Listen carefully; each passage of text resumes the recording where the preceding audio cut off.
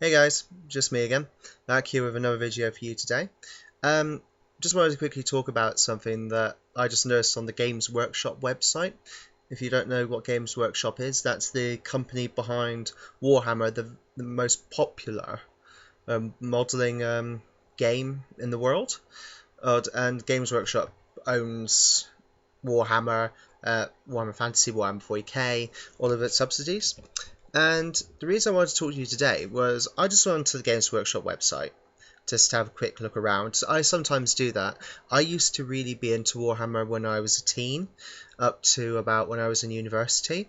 But even then, I was slowly going off Warhammer due to its expense and just the general feel from the scene of the other players. I didn't feel very welcome in the Games Workshop shops, and also just from, like I said, the expense. So just going on there now, just have a quick look around, because I do like to see the models. Also, I do like to have a look and see what's going on. And I just went on there and just had a look at the new High Elf army and its models they got up, and I am shocked. I couldn't believe actually the prices they are now asking for. You've got some, you got a new box set of Shadow Warriors slash Sisters of Avilion, um, and it's 10 models.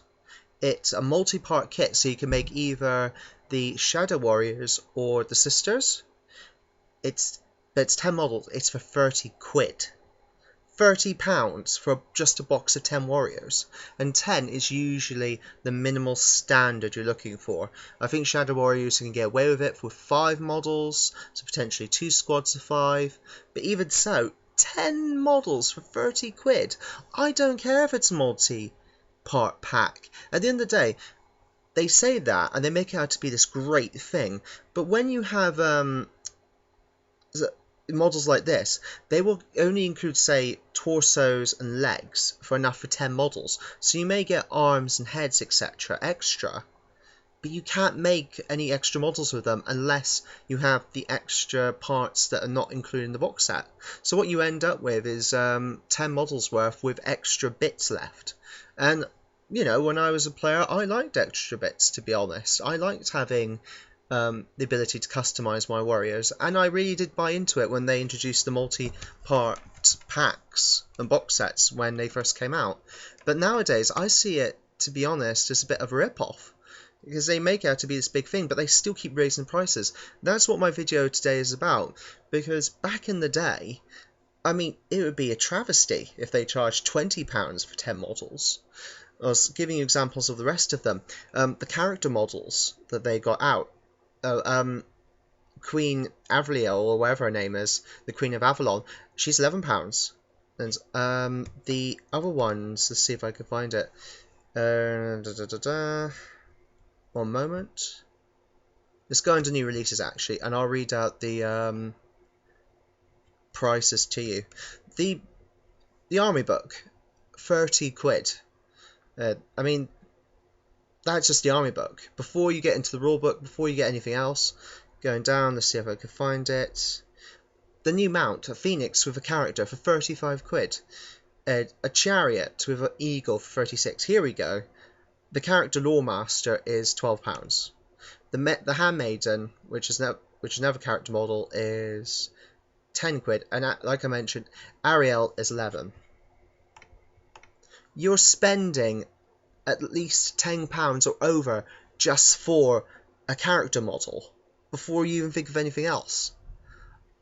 I think what I'm really shocked about here, I know that most modeling games are expensive these days, but what I'm really shocked about here is all these characters are in plastic, and very cheap plastic. Games Workshop made this big thing about Finecast, but it's just ridiculous. I think what I'm going on about here is the fact that Games Workshop has risen its prices. These character models used to be about £6-7 back in the day when I started gaming several years ago. Now they're expensive. Most people do not have the disposable income to buy huge expensive models like this. Well, they're not even huge. They're small models. They're really small models. But they don't have the disposable income. I certainly don't. And I set myself a budget of income per week just for spending. So for clothes, going out, etc. I keep myself dedicated and responsible like that. I could not justify spending so much money on, modelling like this now. I know back in the day, White Dwarf tried to do a feature where their editor would spend £30 a month, I believe, or 25, something like that. And he could get a box set, he could get paints, he could get a character model to go with that as well. No, you couldn't really do that nowadays. You could probably buy a couple of character figures and some paints a month, and then the next month buy a squad. But that's the other thing I wanted to go on about, actually. Having a look through it, like I said, Shadow Warriors are £30.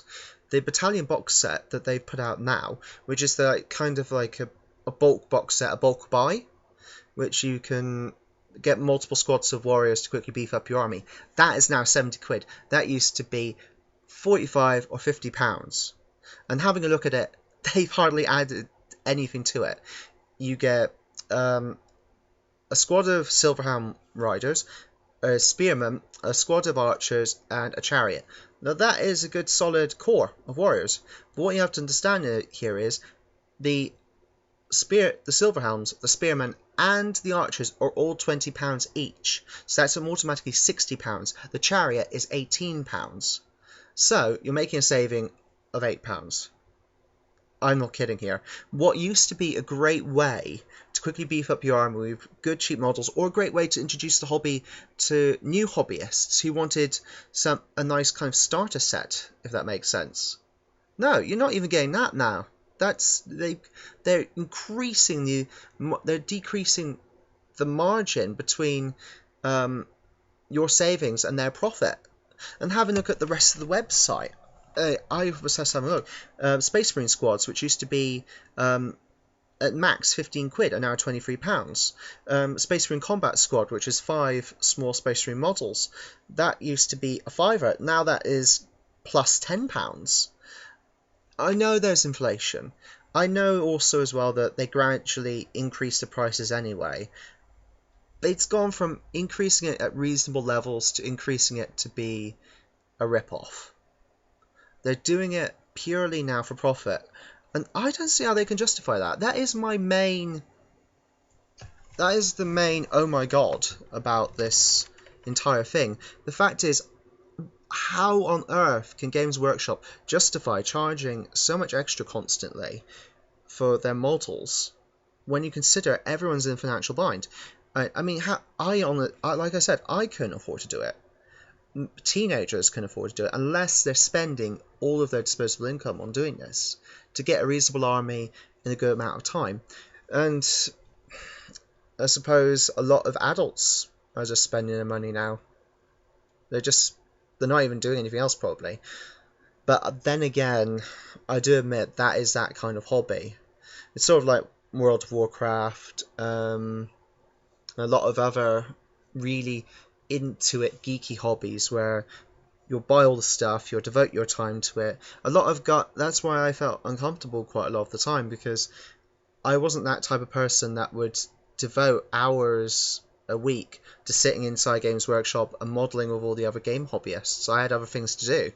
I liked modelling, I liked painting, I liked playing the battles, but I wasn't one of them guys, if that makes sense. I suppose that's part of what they get for their money, is that sense of gaming fellowship, and I wish I was a part of it. But I think the fact is I realise what a rip-off the costing now is against Workshop. I have not even begun to speak about the rest of everything. I was just going on about the models. I've not gone on about how much the rulebook will cost you, how much the paints will now cost you.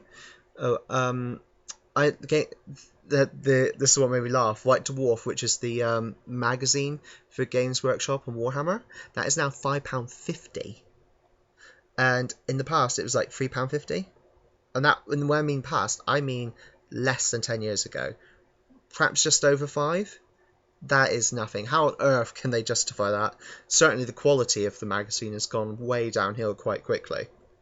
There's too much game. There's too much tips about painting and modeling it in there now. I used to read it because it gave a nice amount of background to the hobby. It used to do a lot of features, interviews, things about what's coming up. Nowadays, a lot of it is self-promotion, very much self-promotion, and also focused about, like I said, gaming and the modeling. I don't want to. I counted once. There were more than 20 pages in the magazine devoted towards painting guides. If I wanted a painting guide, I would buy a painting guide. And they had them. They had them in the Games Workshop. They had dedicated painting guides towards all the models and all the ranges. So while they were also including tips in White Dwarf, they always did have it, the painting guides in White Dwarf, but it was usually only 5 or just a bit more pages. They did not devote at least a quarter of the magazine, if not more, to painting tips. Now, I'm sorry, that wasn't what I was spending my money on, and that's why I stopped my subscription to the magazine and why I stopped reading it. Anyway, sorry this video has gone a bit longer than I thought. Like I said, I just wanted to do a quick video complaining about the extortionate prices they're now charging, but I seem to have gone off again on my musings. But anyway, take care, and I hope to talk to you soon.